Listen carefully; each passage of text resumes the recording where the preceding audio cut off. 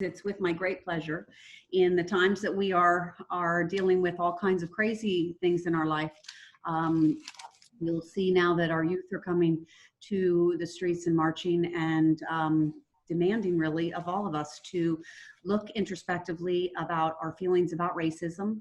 And one of my dearest friends is Kim from Sweet Jasmine's, and knowing her family well and knowing her dad, who is an incredible person, I talked to him and asked him if he would talk to us about white privilege, about racism, about his experience as a man of color through his life and his feelings about it now, and invite a very open conversation about it because it is uncomfortable and everyone has some position or some feeling on it, and sometimes you don't even realize that you do. So Gerry Davis is with us, and he is an incredible human being and a very accomplished businessman. He serves his community, his church, his different organizations that he's involved in. When we were talking, he told me that the things he were most proud of were his daughter and his son and their families and their grandchildren. And he was with us on the call as well. And that in 2015, when the Pope visited Philadelphia, he was part of that whole experience, and he and his family were honored and were privileged to serve the gifts to the Pope that day, which was an amazing experience, and we got to see them on TV do that, and it just was so heartfelt. And I'm not going to take a whole lot of time to talk about him more because he's going to tell you a lot about himself. So with that, hopefully I didn't miss anything, but thank you so much for coming. I'm so thrilled and honored. So Gerry, take it away. I think I probably should quit while I'm ahead right now, Stacy, after that.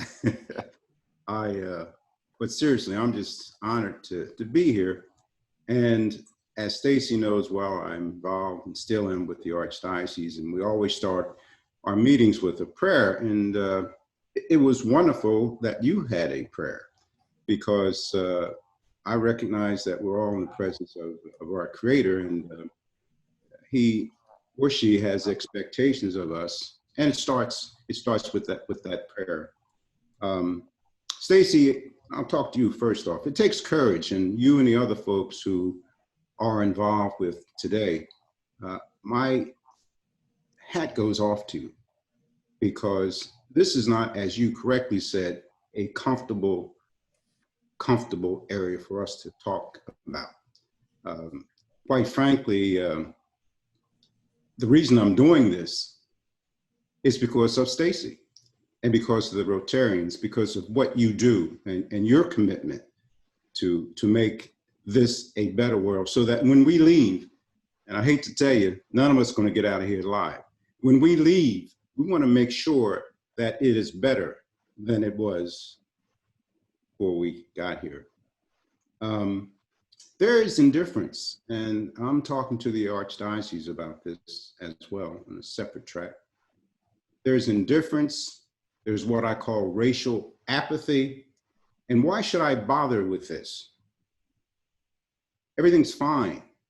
Well, Charles Krautheimer, the conservative columnist, and he and I didn't necessarily agree on a lot of things, but what I did do is to respect his integrity.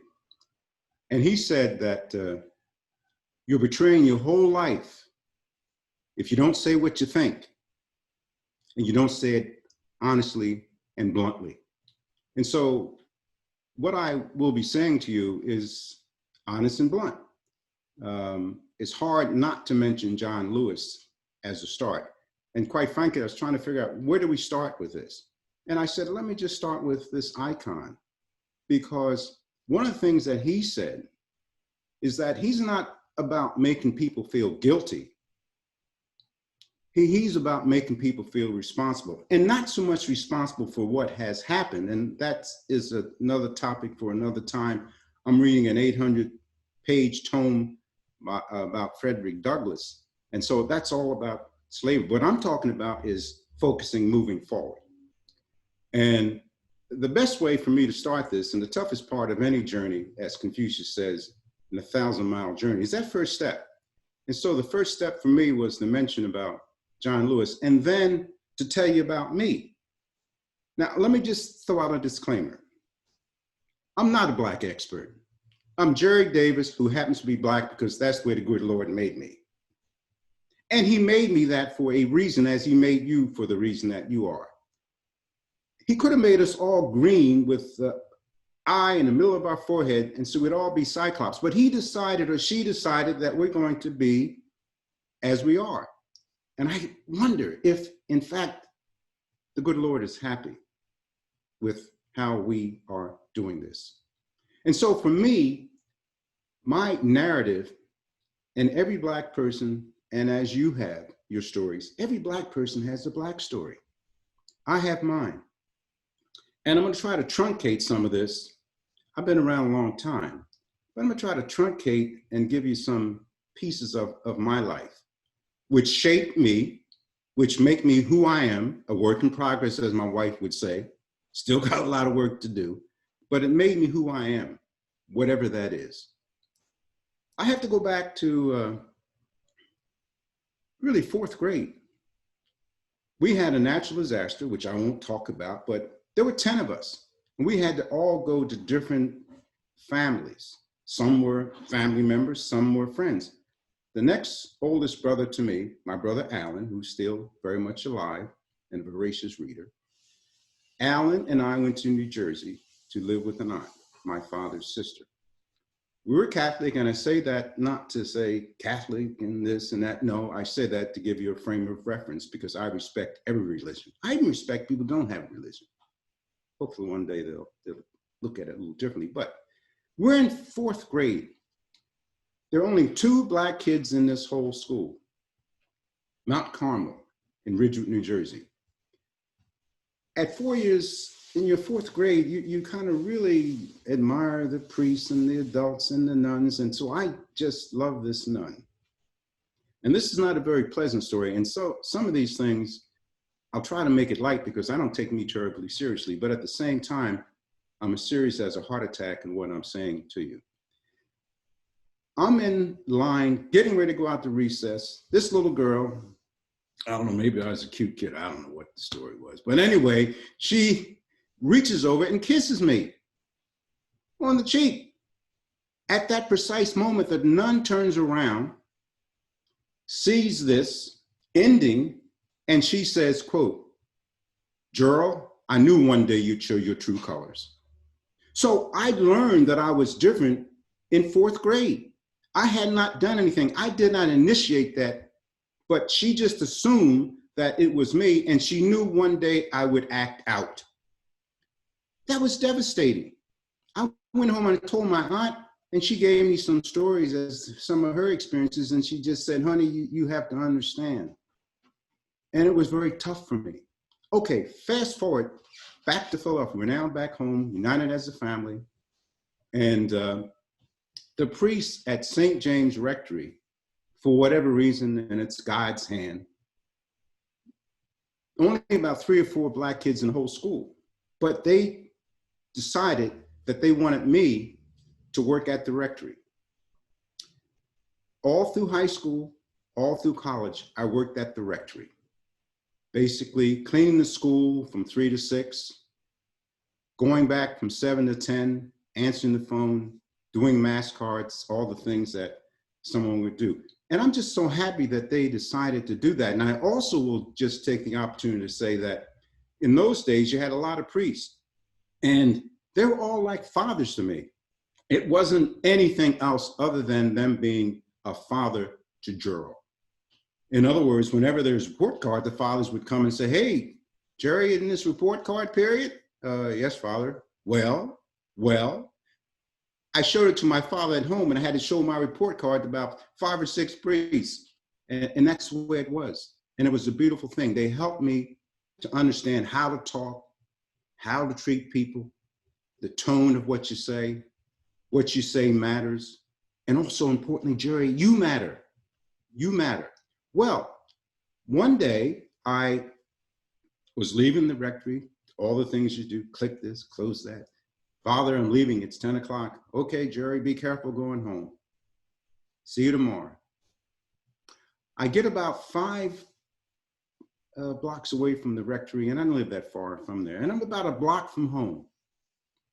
Something had happened that evening. Somebody had robbed a store. I was walking home a block, as I said, from home.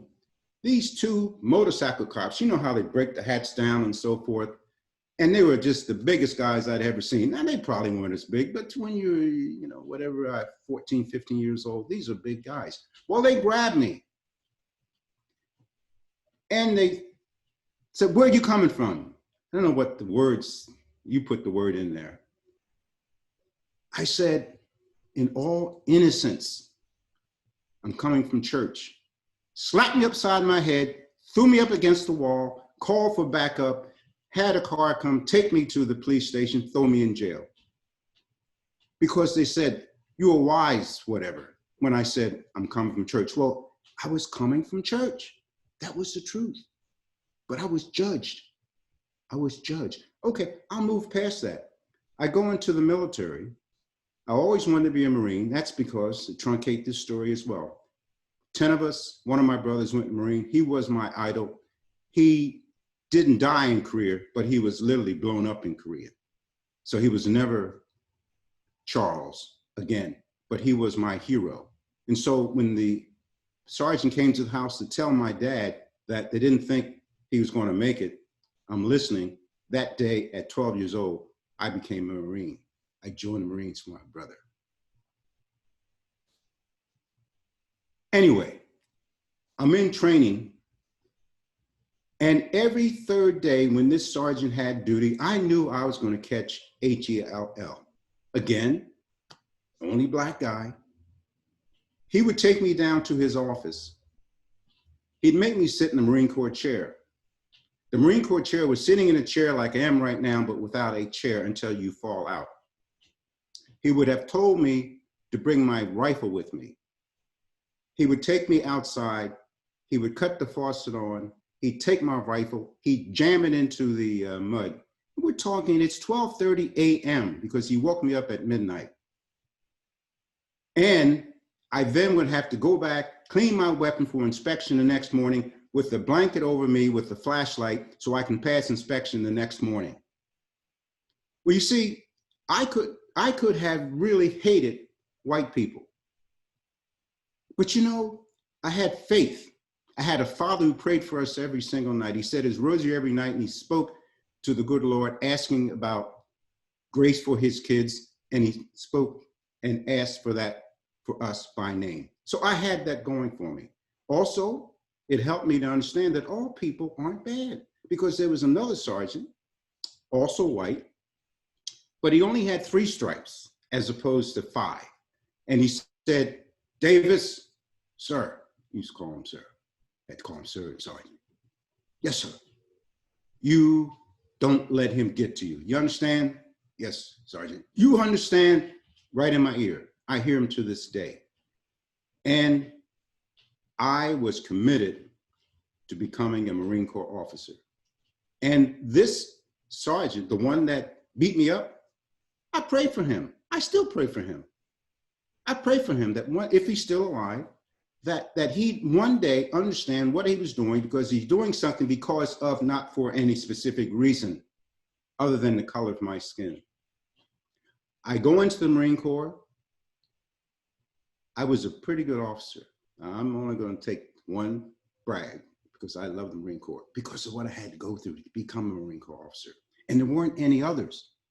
In fact, I'd be walking down the street, and then guys would come down. I remember this one time, this young black Marine, he walked by me and he said to me, quote, "How you doing, home?" And he keeps going. "How you doing, home? Hello, how are you?" I turned around, I said, "Marine." "Yeah, hey, oh my God." He said, "Sir, I'd never seen," and he saluted about 25 times. "I've never seen a black officer," because there weren't any. But this one other officer who was a friend of mine told me, "Jerry, you do not want to work for Major whatever, because if you do, you're going to get a bad fitness report. I didn't have to do anything that other than being Marine while Black, I was going to get a bad fitness report. That made me work even harder, which is another burden. I must tell you, it's another burden that you have to work so hard and you almost feel like you're working for the whole race. I can't screw up. That is an impediment to your own growth. I'm not saying that I would be this lofty, whatever, because if I didn't have these things that have happened in my life, but I will tell you that it's hard to separate that out. It is with you all the time. And so then I go into working in industry. I won't mention names of the company, that's on what you probably have. But I always had problems. And I tried to work through those. And the one problem happened outside of the context of the office. Let me just tell you, we're in Philadelphia. We moved to Los Angeles 4 years, Chicago 4 years. Okay, go back to LA. The same lady that sold us our house, she became a friend. She was a good person, just like Stacy. And we became friends. Well, we're going to sell our house. And she said, Gerry, Anna, I have someone I like to bring to see the house. This was on a Saturday morning. I said, great. So, you tidy things up. Kim's room was always very nice. Gerry, well, he's a boy, okay? So we had to make sure everything was squared away. This person, I don't even know his name. He came with Fran, the realtor. I opened the door. Good morning, Fran. How are you? Just excited because somebody's gonna look at the house and maybe this will be the one. This guy looked, see my shoulder? He looked right here. He did not look here. He looked right here. And he said, I'm not interested. And turned away. He didn't even go inside the house. Well, because there's something that, I don't want to call it privilege or supremacy or white or whatever, but he felt better than me. I cannot move into a house after a Black person because he might think that, well, he's moving up. No, I was just going to another city and I can't move because he should not be doing better than me. Whatever his reason, I can't get in his head. But then I had to take down all of our pictures, anything that said it was a Black family. My mother died when I was 3. I never knew my mother, and even to this day, at my advanced age, that's something that really hurts, that I never knew my mother. Because I think of this little kid, you're 3 years old, your mother was your world. I'm probably holding on, and then one day she's gone. And when she died, they had her casket there. My father said, hey, you're gonna go, told everybody.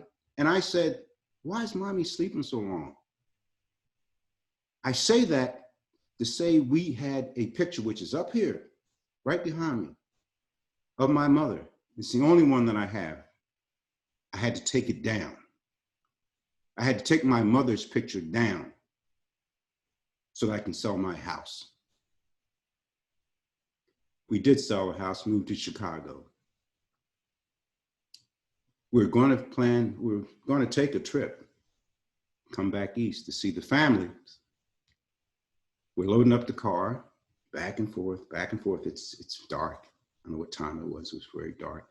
And on one trip back into the house, I heard this noise, sound like a backfire. What had happened, someone had shot out the back of our car. I got a baseball bat. I went out and I probably used every expertise. If you're out there, my family had to grab me because I was going nuts. Because you are putting my family at risk. My Kim, my Gerry, my Anna at risk. Yeah, I'm a nice guy, but I'm still a Marine. Once a Marine, always a Marine. I was going to take him out. They had to grab me because I was going nuts. Fast forward, police came, yada, yada, yada, truncate. Next morning, went out to get the paper, looked at the mailbox. There was a Barbie doll, painted black, with a noose around her neck with all the vile comments written. The neighbors were just upset. They rallied, and then one of them said, Gerry, I told everybody at the meeting we had before you moved in that we have to give you an opportunity. And I didn't say anything. I just kind of let it go. But they had had a meeting about this so-called corporate executive moving into the neighborhood. I mean, I prompted that kind of thing. So, you know, I'm saying all these things to say that, no, I don't understand why people, because people say to me, why do the black folks have to root and loot? And, oh. Well, I would never do that, but I understand how you can get so angry. It's like Fannie, the activist, late Fannie Lou Hamer said, I am sick and tired of being sick and tired. And that's what happens to people. They absolutely get sick and tired of it. And they don't have any recourse and nothing seems to happen. Therefore, the only thing that I can do is to do this because that's the only thing that will get someone's attention.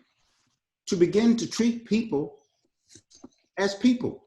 I can, and sometimes folks will say, well, I really feel bad for you, Gerry. And I had one guy said, I'm really sorry. And, you know, your people. No. It's not about me and my people. It's about us and our people. As I said, we could have all been the same, but we're not. But you have to have outrage.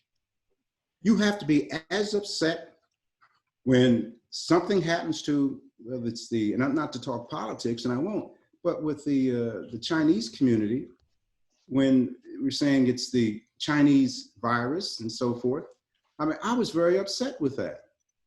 So upset that I wrote the bishop, so upset that I wrote a person who is the lead, I guess he's head of Chinatown Development Corporation, who I know well, because I was hurt. Well, why are you gonna be here? You're black. No, because he's Chinese and we're all made to image and likeness of God, and I have to stand up. And if I don't stand up, shame on me. When people say, what can you do? Well, I think one of the things you can do, and I saw this on a placard with the protesters. It said, talk to your racist aunt. Now, maybe somebody doesn't have a racist aunt, but it could be a racist uncle, father, whomever, friend. And maybe they're not even racist, but they're saying things that they shouldn't be saying. Or they're cracking a joke that they shouldn't be. And it takes courage. It takes courage to stand. It really is difficult because you could lose friends if you take this seriously. And I'm telling you, time is running late for all of us.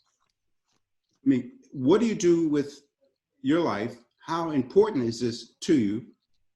And you have to say, okay, this is important to me, and I have to take the responsibility to do this. Because if you don't, nothing changes. And I personally have had experiences that many people have not had. As I said, we were always the only family. I'm in the Marine Corps. No other black officers. I mean, there are I can name all of them. I knew all of them, but different parts of the world. But there are just a few of us.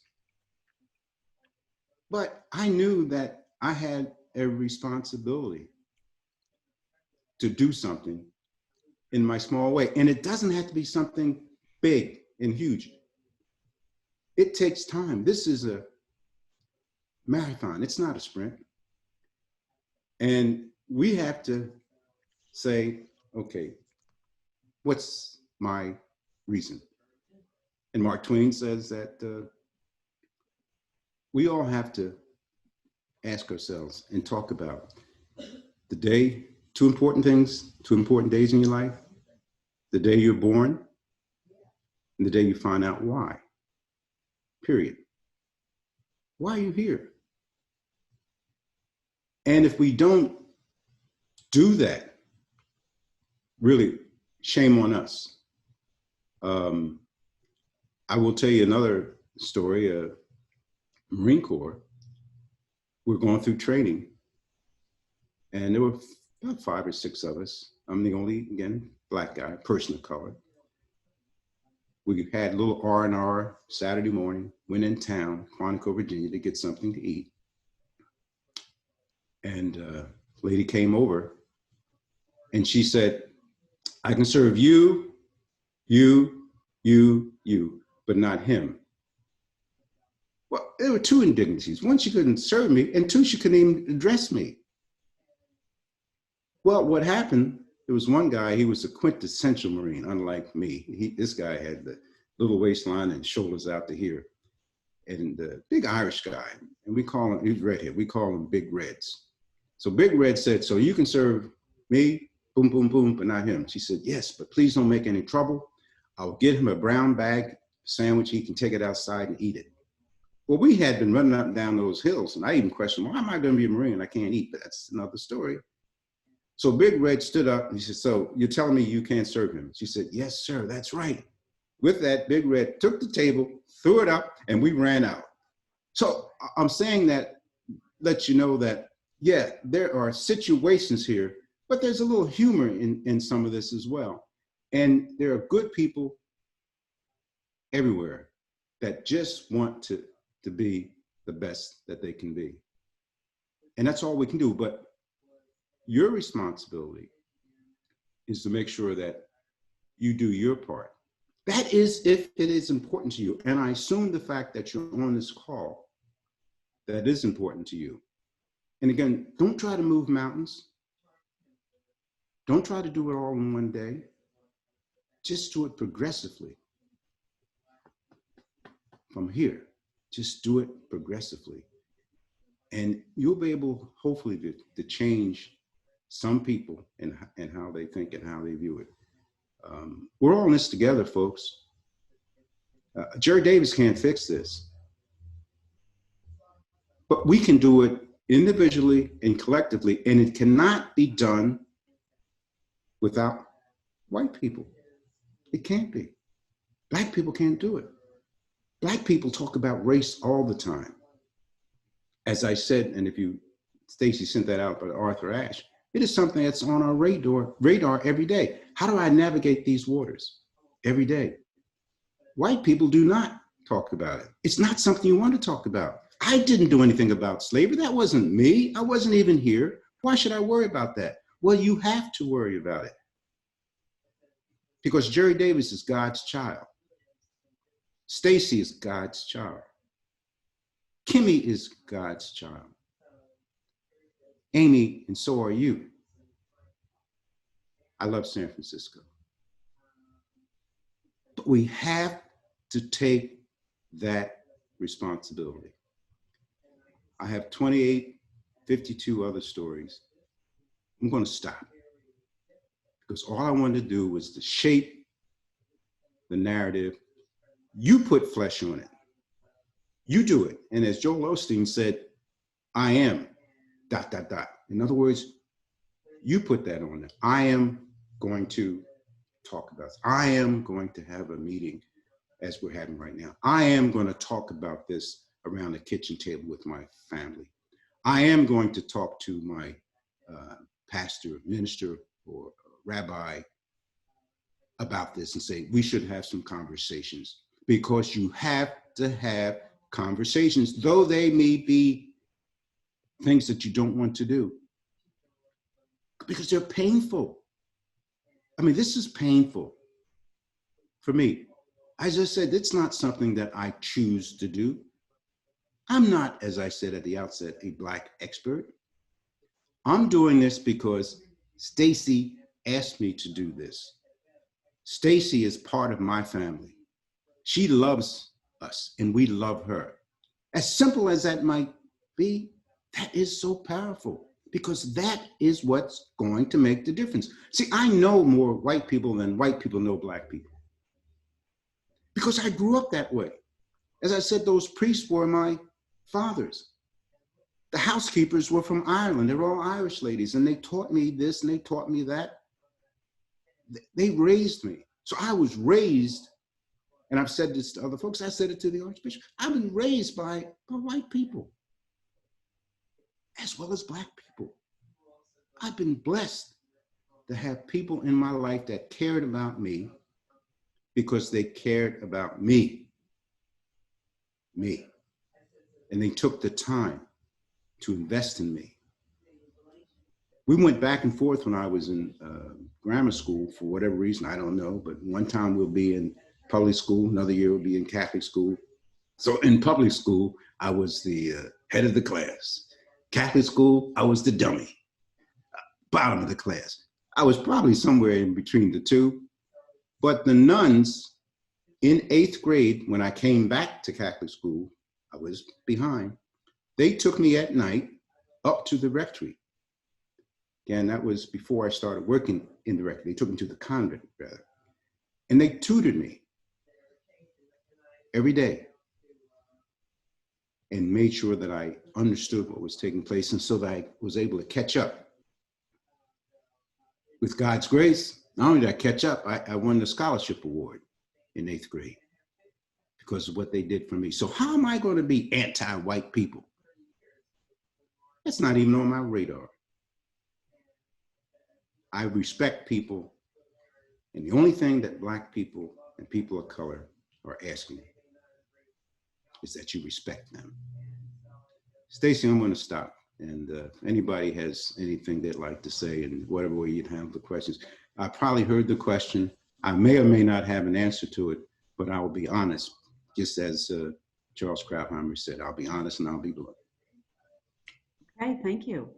Anybody have any questions? Can I chime in? Yes. No, I just wanted to say, it's slightly biased as my father, but as you hear all of his stories, you know, I am reminded of the blessings and how fortunate I am to have been raised by two parents and who experienced things and who could have let any bias change the way he raised my brother and myself, so that maybe we carried those same biases, but he didn't. So, you know, I look at him like he could be just an angry Black man because of things he's gone through, but he never let that define him. And the blessing there is he had other people in his life to walk him through his frustrations, his experiences, so that he was able to pass that gift on, you know, and I'll call it a gift to my brother and myself and his grandchildren. And, you know, I always say if we all were mad at each other because of something, if we held a race or religion or anybody accountable because of something that one person did, we would all hate each other, you know, and I think unfortunately some people take that on. And I'm just grateful that I was given that gift with my parents to teach and to talk and to explain. And that's all I wanted to say. Thanks, Kim. Bruce, you had something. Thanks. Yeah, Gerry, thank you. And also Kim, thank you for bringing that important factoid in there, that two parents. But so I spent 12 years ministering to chronic drug addicts, and 2/3 of them were Black, 1/3 white. Majority of them, both white and Black, came from Philadelphia. And I had a team of local people assisting me, both Black and white. But I was invited to speak to a mission moment to a Black church in South Philly. So I accepted, went down there, was the only white person in the whole building. And during the sermon, the pastor was saying African-American this, African-American this, but whitey this, whitey that. And afterwards, I went up to him and I said, well, just curious why you're referring to African Americans with deference and yet referring to Caucasians in a derogatory manner. And he didn't know how to answer me. And I can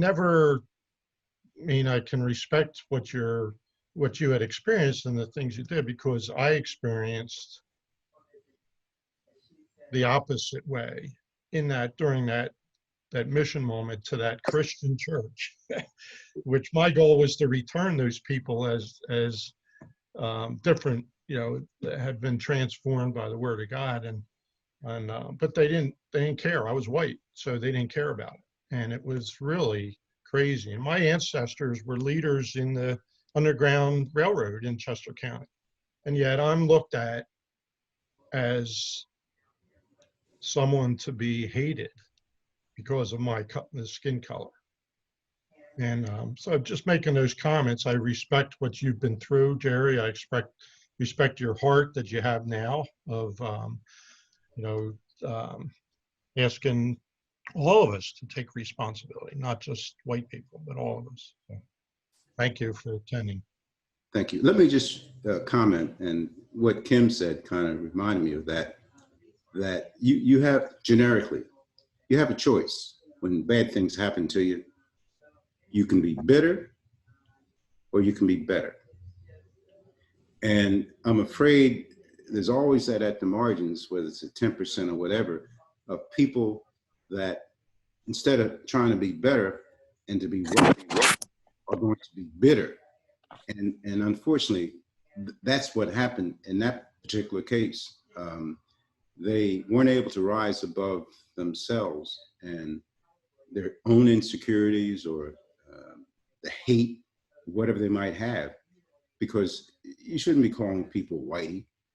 And when somebody does that, they don't, first off, a Black person doesn't do that around me because they know me. If they know me, they know that's unacceptable and that I'm not going to tolerate it. And I'm going to call you out. Unfortunately, the experience that you had was not a good one. And what you can do is to continue to do what you do.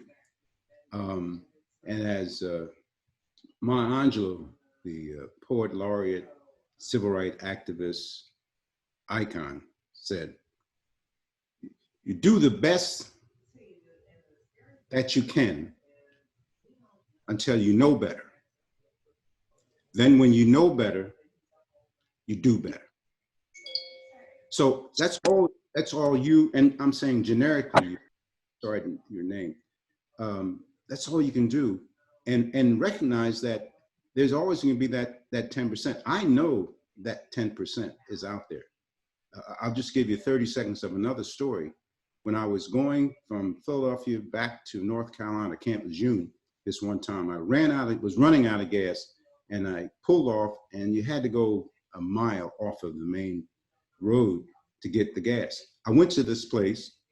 It looked like Andy Griffith's kind of a service station. The guy came out, gave me gas, and it took an inordinate amount of time for him to come back to give him my money. I finally went in, I said, I need my change. He said, I'm struggling here with it, whatever he said. I got back in the car.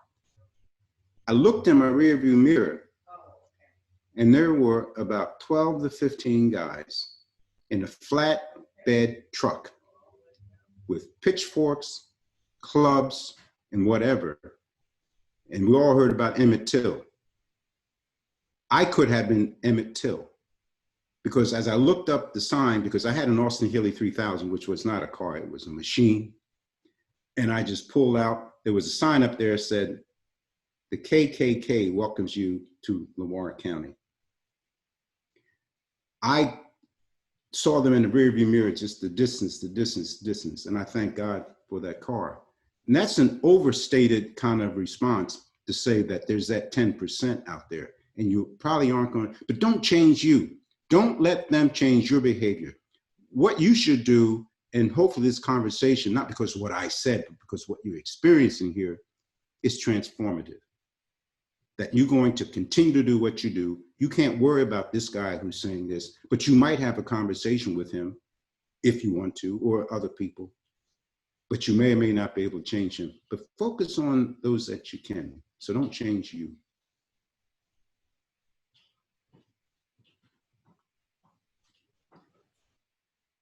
Anybody else have any questions or comments?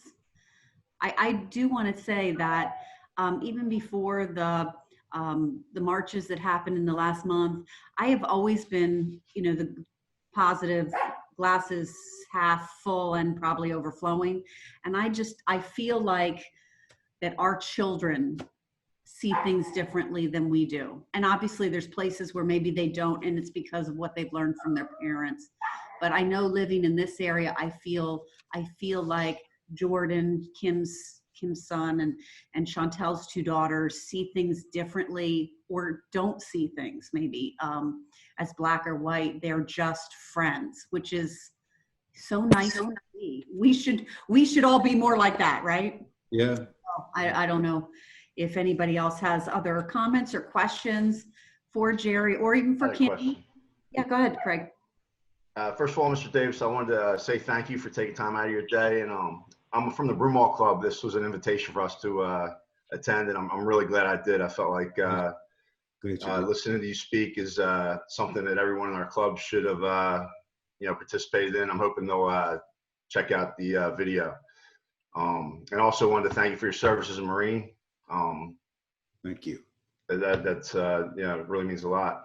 The question I had for you was as far as like pet projects or anything that you know of as far as our end on Rotary to get involved in to help promote race relations and things like that. Do you have any ideas? Well, I'd rather almost crawl than walk. I just think on a very local level that it starts with your own family. The people who you come in greatest contact with. Some of these things I hadn't really thought about, and I cannot try to shorten this response, but this guy is now deceased. White, we call each other brother. And we had the occasion to go to the Pittsburgh area on business, and he lived in Altoona, so we did a side trip to his house. He wanted me to meet his parents and stayed overnight. We're all sitting there. They had a nice, I don't even think Kim knows this, had a nice dinner. And this guy walks in and he apologized for being late. And he said, the reason I'm late is because this N-word guy cut me off. And it got real quiet. He didn't even realize what he had said. He didn't even realize that this black guy was sitting there, but it was kind of a commonplace. It was kind of the way that he talked. It was the language. It was the lexicon of the day. But no one said anything. My friend, we went to the room and he cried. He was so hurt. But I'm saying where there are opportunities, much like with the whitey, when the guy was saying that, somebody should have said, you shouldn't say that. This guy shouldn't have said it. In your own family. And I'm not saying directed to you or anyone else. If you have that situation, start there. And then, as I said earlier, conversations. If this is the only time that, again, generically, you talk about this, bluntly and honestly, shame on you. But I don't think that's the case. That's not going to happen with you. And I'm like Stacy. I believe in a four-letter word. We could say love, yes. But in this case, the four-letter word is H-O-P-E. There is hope, much along the lines of what Stacy was saying. I have to fast forward, and I'll take 30 seconds on this. My son, Jordan, if you know him, good kid, fine kid, big kid. He's 6'6", maybe 6'7" at this point. I don't know, he grows every other day. And he runs, and he lifts weights. He does all things. He plays basketball, Conestoga. This one day, this is 3 weeks ago, not as oppressive with this heat it is right now. And he has this exercise, and he did that. And he lifts some weights, and he said, Pop, I'm gonna go run, to my point. He took off, he ran through by the back of the house, kind of into Chesapeake. His grandfather, without him knowing, I hadn't even told him this. I was concerned that this black kid is running through Chesapeake, because there aren't many kids that necessarily look like him running through Chesapeake. I went in the house as I was on the deck. My wife is in there tearing. What's wrong? Well, I'm concerned about Jordan. She doesn't know that I was outside, not tearing, but getting concerned and full about, I shouldn't have to worry about that. And I'm saying that is something that people need to hear and understand. And so, again, start small. Talk about it with your family. We don't want to talk about this. No, we have to talk about it because it's important. It's part of our humanity to talk about it. And shame on us if we don't. Can I ask a question? Yes, sir. Thanks for your talk today, and I appreciate the opportunity. And I was struck by Stacy's comment about the progress or the difference between your situation and your daughter Kim. And two questions I have. One is, do you have an opinion about have things improved in this country since? I love your comment about just do what you can individually because it's not overwhelming. Yes. And you can actually focus on it. But do you think, have things improved since you were a young man, or are they just different? And then one other question is a term that I hear a lot in today's world is systemic racism. And when I hear that, I struggle to understand what it means. And if I'm going to take responsibility in some way in my own situation, first of all, I have to understand what systemic racism means, and then maybe I could understand what I could individually do about it. So do you have a comment about what does systemic racism mean from your view? Yeah, I was a big fan of the late Cokie Roberts, and she was on one of the Sunday morning shows, and somebody asked her about pornography. And she said, I don't know what pornography is, but I know it when I see it. and so systemic racism, here again, so-called executive decides at lunch downtown Philadelphia that he just wanted to get out of the office because we all have those days. We just have to get out of the office. I had to take a walk. Well, I decided to go into, and I think it was Brooks Brothers, but I'm not sure. So I wouldn't want to mislabel them as the culprit. But anyway, I go in the store to kill some time and walk down this one aisle, looking at suits and whatever. And there's a black guy, brother in uniform, security guard. And what kind of way? Well, then I went to the next aisle, and then I looked around the far end, there's the brother. I go to another one, looking at suits, because I'm saying, I'm picking up a trend here. Look down there, and there was the brother. So I said, let me just test this theory. So I went to the elevator, walked on the elevator, and you turn around. There's the brother right there facing me. And he said, it's my orders, brother. I got to watch black guys. I'm in a three-piece suit, so-called executive, but he has to watch me. I had a choice. To me, that, maybe not answering your question, but to me, that's systemic racism, and that happens. So I had a choice to say, okay, let's just tear down there. Let me see the manager. But in that moment, I said, here's a guy who has this job. It may be the only job that he can get. He may have 2 or 3 kids at home, and I'm not going to get him fired because of this systemic racism. So instead of me doing that, guess what I did? I counseled the brother on being more subtle in how he does his job. Now, I'm sure that some black folks would say, that's ridiculous, Gerry. You shouldn't have done that. You should have called him out. That'd have been an easy thing to do. And he'd lost his job. But again, to the point when I was talking with Kim, trying to be better. So I can't give you a working definition of systemic racism.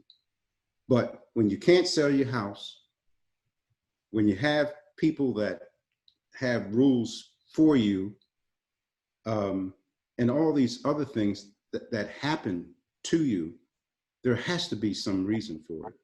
And it's just not by happenstance. And again, it's just not happening to me. If you had somebody else here, they would tell you their black stories as well. So I don't know that I can give you a working definition, as I said a moment ago, but I will tell you that it does exist. And as that Arthur Ashe piece, which I believe you all have now, it is something that you have to put in your computer every single day and understand that it does exist. And you, as we all people of faith, will have to take it on faith that what I'm telling you is the case. This one time I was out doing my lawn. I've been here 35 years. Guy pulled, I'm in the cul-de-sac. Guy pulled, rolled the window down. I'm doing the lawn. Hey, yes. How much do you charge? Well, and I wasn't quite as glib as a friend of mine who had the same situation. I said, I live here. This other guy said, in response to the question, I get to sleep with the lady of the house, you know. So you know, it's kind of that situation. But you have to laugh sometime. We do. You go bananas. Yeah. Serious. So thank you. And I know I asked you 2 questions. I don't want to monopolize it, but the other question was just broadly speaking, are we going in a positive direction? Have things improved at all since you were a young man or not? Or are we going in a negative direction, or what are your thoughts? I think it definitely has improved. It's not as blatant. It's not as open. I'm not Jim Crowed. In other words, I can certainly eat any place that I want to. But there still are vestiges of the racism where people are not considered to be able. I welcome the day, this isn't necessarily a direct answer, I welcome the day when a person of color can make a presentation and not be seen as being articulate. Black folks always have to be articulate. White folks aren't articulate because it's assumed that they are able to speak. But when a Black person speaks and throws words together, they are articulate. My dad was not articulate. He'd understand the word, various words, and some other words he wouldn't understand. I always loved to read the dictionary, believe it or not, when I was growing up. Reading, as Kim knows, is my passion. But there's nothing exceptional about me. But Black folks have to be articulate. And also, you don't have to feel, not you, guilty. You didn't do what happened. Here's where we are. And yes, it is better than it was. It's not overt. You're probably not going to have that sign, KKK welcomes you and so forth. But there are things that happen that just remind you sometimes that you are different. And this is something that a person of color, I won't just say Black, a person of color understands and experiences. You would just have to take it on faith that it does exist. But the short answer, it is better.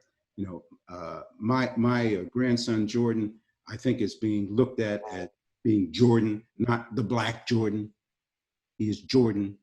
His friends are white, Asian, Hispanic. He has people in his life, and would help him to know and understand that he really is not that different. Not like his grandfather, who'd experienced that his grandfather had. So yes, it is better, but looking at you, it's up to you. And I know. Can I chime in? Thank you. I just wanted to make a note. If anybody's looking at the Zoom group chat, Larry Smoose shared a book by Jim Wallace called America's Original Sin, Racism, White Privilege, and Bridge to a New America. And Peter Mardinley said also read Warmth of an Other Sun. So just look at those, and you may have some other good reading material as well that can answer some of those questions, or again, just open our thoughts and minds. I will say for Craig, I know that, and Carol Robinson, maybe you can speak on this a little bit, is PMB has a relationship with Cornerstone Church down in Philadelphia, and they work together and have established this great rapport and do projects together that raises everybody up. And maybe that's what you were thinking of too. But you're Yeah, right. something like that would be great. Yeah. I'm in. Let me just say one thing. There's on the pavement where we live, a couple blocks away, there's something that says all lives matter. And I walk, and so I walk and I see that. And I struggle with really, what does that person mean? It may be honest and sincere, because yeah, all lives matter. And so I've heard people say, why do you have to say Black lives matter? Well, because in some instances they don't. And all lives will matter when Black lives matter. All of us. So I just wanted to mention that to you. Somebody started to say something. I was saying, Oh, am I on? You know, just in following up, when I think it's hard to really define when someone says, you know, racial bias, or if somebody's truly racist.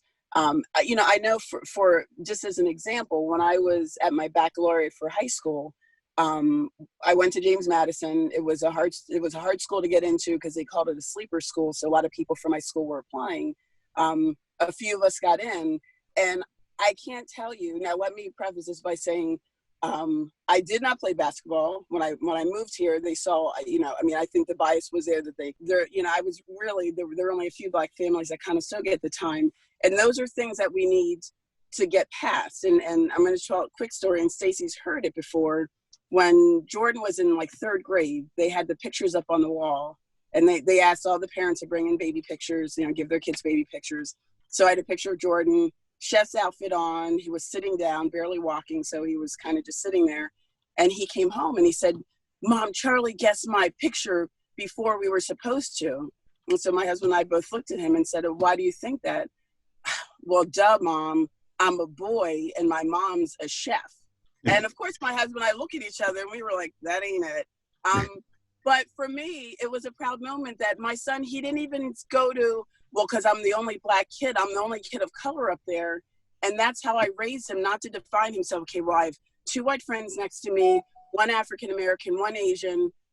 None of that was up there. That wasn't his go-to. And to this day at 17, when he's describing somebody, I mean, there are times I'm like, "Jordan, give me something. Was he Black? Is he white? Is he?" Because he's explaining everything except the color. But that's how we raised him.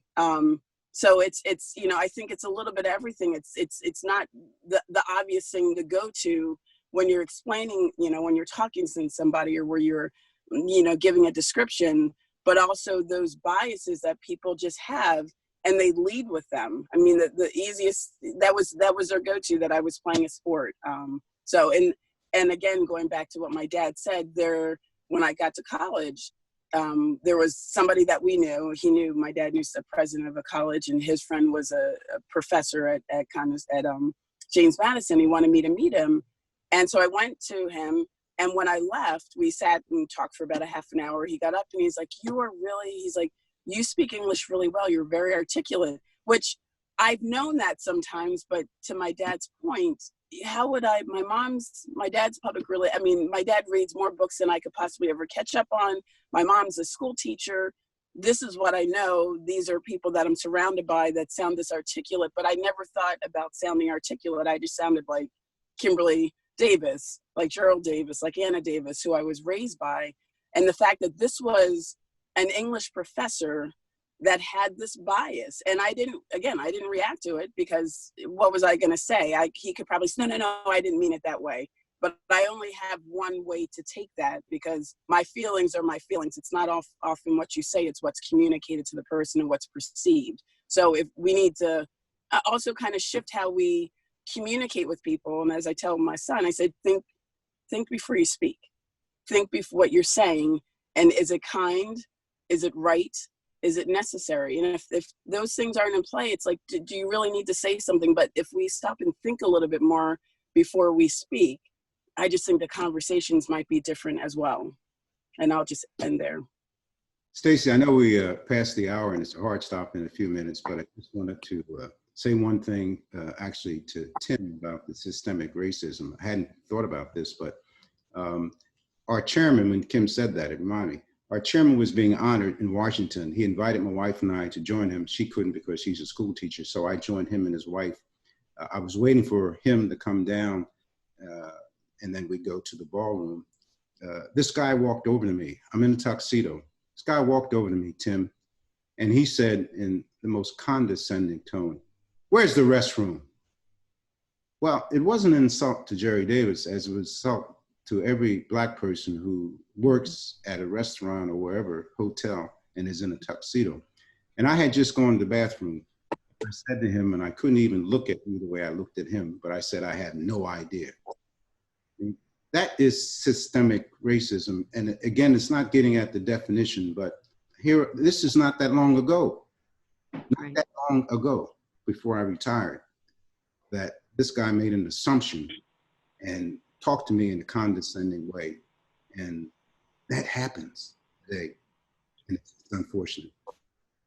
So Gerry, thank you. Just real quick, that's amazingly helpful to me because before I got on this call, when I heard the term systemic racism, I thought about government policies and things that are outside my control to change.